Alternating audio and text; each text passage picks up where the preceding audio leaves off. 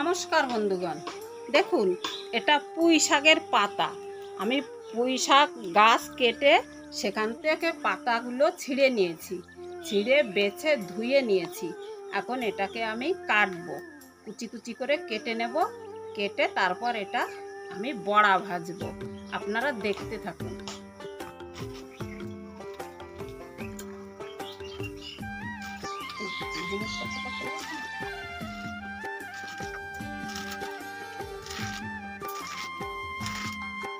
লবণ দিয়ে দিয়েছি, হলুদ দিয়ে দিয়েছি, লঙ্কার গুঁড়ি দিয়ে দিয়েছি, বেসন দিয়ে দিলাম, চালের গুঁড়ি দিয়ে দিয়েছি।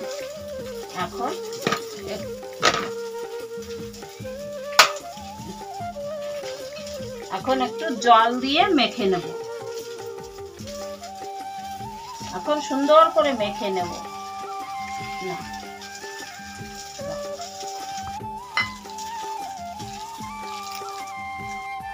তেলটা গরম হয়ে গেছে, এখন কড়াইতে দিয়ে দেব।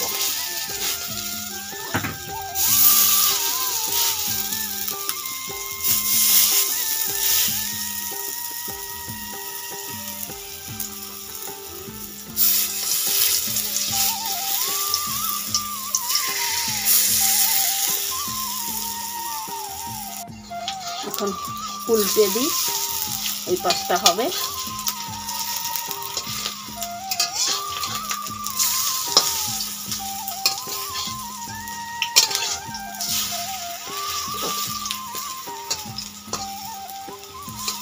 বড়া ভাজা হয়ে গেছে, এখন নামিয়ে নিয়েছি।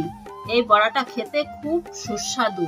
এটা দেশি পুঁই শাকের বড়া, কারণ এটা বাড়ির শাক, এতে সার নেই, ওষুধ নেই। এটা আপনারা তো সবাই জানেন, সবুজ সবজি খুব উপকার হয়, তাই এটাই খুব উপকার। খেতে খুব স্বাদি লাগে।